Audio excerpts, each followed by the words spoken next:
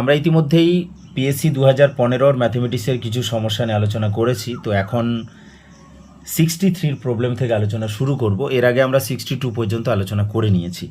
তো 63তে বলা হয়েছে if A force F of magnitude 10 unit act along the line x-2/5 equal to y-1/4 equal to z-3/3, then the moment of the force F about z axis is বলে চারখানা option দেওয়া রয়েছে।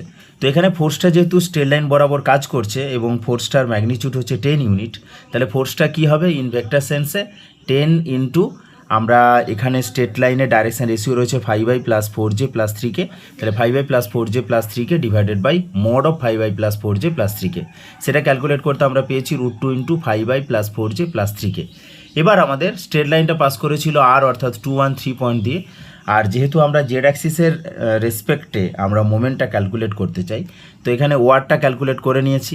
তো moment কী হয় না আর cross F, তো এখানে আর বলতে আমরা যেটা ওয়ার পেয়েছি সেটাই হচ্ছে আর ক্রস এফ। এফ আমাদের ফোর্সটা অলরেডি ক্যালকুলেট করা আছে। জেড অ্যাক্সিসের direction ratio 0i 0j + k cap, তো সেই কে ক্যাপ দিয়ে ডট করে দেওয়ার ফলে আমরা পেয়েছি 3√2, অর্থাৎ আমাদের যে অপশানগুলো রয়েছে তার মধ্যে অপশান সি হয়ে যাচ্ছে কারেক্ট অ্যান্সার। 64-এ বলা হয়েছে the distance of the point, একটা পয়েন্টের ডিস্টেন্স দরকার কোথা থেকে না ফ্রম এ লাইন, একটা লাইন থেকে। চারখানা অপশান দেওয়া রয়েছে।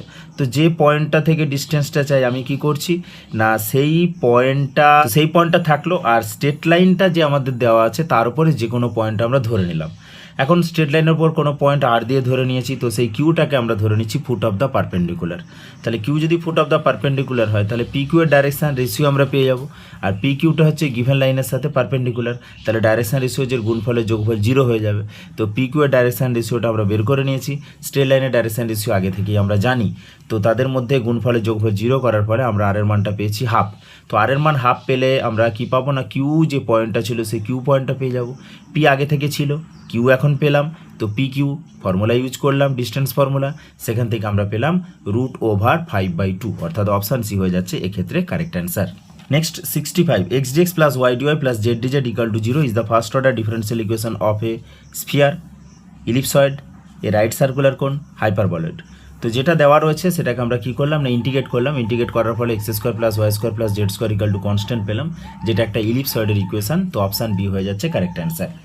নেক্সট 66-এ বলা হয়েছে which of the following is true বলে আমাদের চারখানা অপশান রয়েছে, এবং প্রত্যেক ক্ষেত্রে আমাদের কী আছে না একটা কমপ্লেক্স নাম্বারের সাথে আর একটা কমপ্লেক্স নাম্বার বড় কি ছোট এই সম্পর্ক দেওয়া রয়েছে। তো কমপ্লেক্স নাম্বারের ক্ষেত্রে কে ছোট কে বড় হয় সেটা আমরা বিচার করতে পারি না, তাই আমরা এক্ষেত্রে আমাদের যে অপশান রয়েছে তার মধ্যে আমরা বলবো যে কারেক্ট অপশান হয়ে যাবে অপশান ডি। এরপর 67-এ বলা হয়েছে the number of element of order 7 in a group of order 28। তো যেহেতু অর্ডার 7-এ চাওয়া হয়েছে, তো এক্ষেত্রে আমাদের অয়েলার 5 ফাংশন ইউজ করে আমরা নাম্বার অফ এলিমেন্টটা বের করতে পারি। তো এক্ষেত্রে আমাদের নাম্বার অফ এলিমেন্টটা হবে 5 of 7, অর্থাৎ আমরা 6 পেয়ে যাব।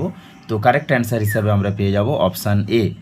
নেক্সট 68-এ বলা হচ্ছে এ একটা ম্যাট্রিক্স দেওয়া রয়েছে a³ + a = 0 হলে কোনটা ঠিক হবে। তো এক্ষেত্রে আমরা ক্যালকুলেশন করে দেখেছিলাম a³ + a = 0 করে সেখান থেকে আলফা বিটার মধ্যে যে রিলেশনশিপ, এই ধরনের কোনো রিলেশনশিপ পাচ্ছিলাম না। তো তোমরা এটা ক্যালকুলেট করে দেখতে পারো।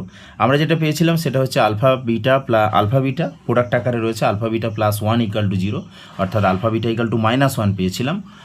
তো তাই এটা ভুল রয়েছে বলেই আমার মনে হচ্ছে, তো তোমরা দেখতে পারো এটা।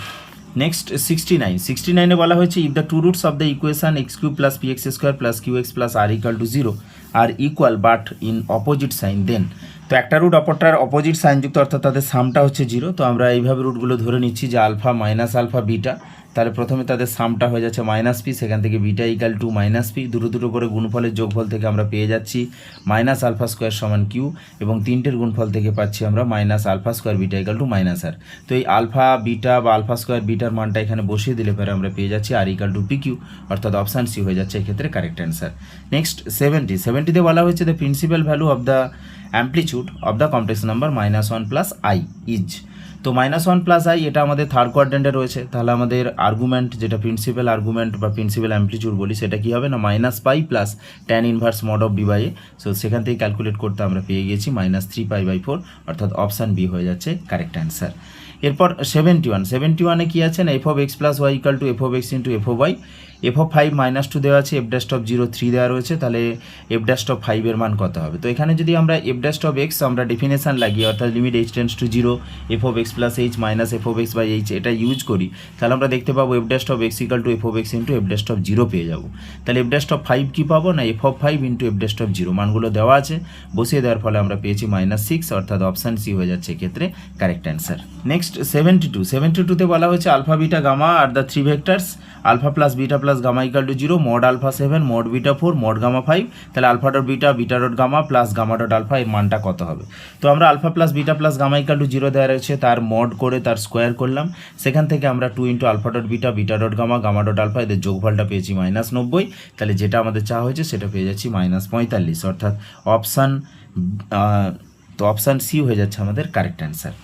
নেক্সট 73তে বলা হচ্ছে the point where the line, একটা লাইন দেওয়া রয়েছে মিড দ্য প্লেন দেওয়া রয়েছে। তো এক্ষেত্রে আমরা দেখলাম যে সব থেকে ইজি হচ্ছে অপশান টেস্ট করা, যে কোন পয়েন্টটা আমাদের অপশানে যে ভ্যালুগুলো দেওয়া রয়েছে পয়েন্টগুলো দেওয়া রয়েছে তার মধ্যে কোন পয়েন্টটা সবগুলোকে সাইমালটেনিয়াসলি স্যাটিসফাই করবে।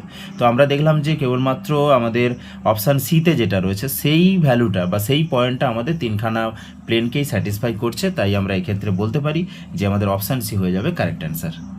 74 বলা হচ্ছে the acute angle between the lines whose direction cosines are given by the relation L plus M plus N equal to 0 and L square plus M square minus N square equal to 0 is বলে আমাদের চারখানা option রয়েছে। তো আমরা এলকে eliminate করার ফলে যেটা পেয়েছি দুটোর মধ্যে থেকে M equal to 0 M equal to minus N, এবার এম ইকুয়াল টু 0টাকে বসিয়ে দিতে আমরা পেয়েছি L equal to minus N, আবার M equal to minus N বসিয়ে দিতে আমরা পেয়েছি এল ইকাল টু 0। তো এই দুটো জায়গা থেকে এল এম এন এর দুটো সেট পাচ্ছি, একটা হচ্ছে L by -1 M by 0 N by 1, একটা L by 0 M by -1 N by 1।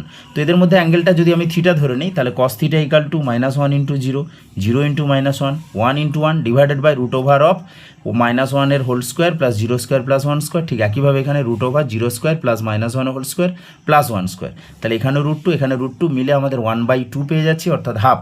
তো কস থিটা ইকাল টু হাফ মানে থিটা ইকাল টু আমরা পেয়ে যাব হাফ মানে হচ্ছে cos π/3, তাহলে থিটা ইকাল টু আমরা পেয়ে যাব π/3। তো এখানে আমাদের কারেক্ট অ্যান্সার হিসাবে আমরা পেয়ে যাচ্ছি অপশান সি। তো এখন আমরা এই পর্যন্ত আলোচনা করলাম, নেক্সট পার্টে আবারও কিছু প্রবলেম আলোচনা করব। ওকে, থ্যাঙ্কস ফর ওয়াচিং।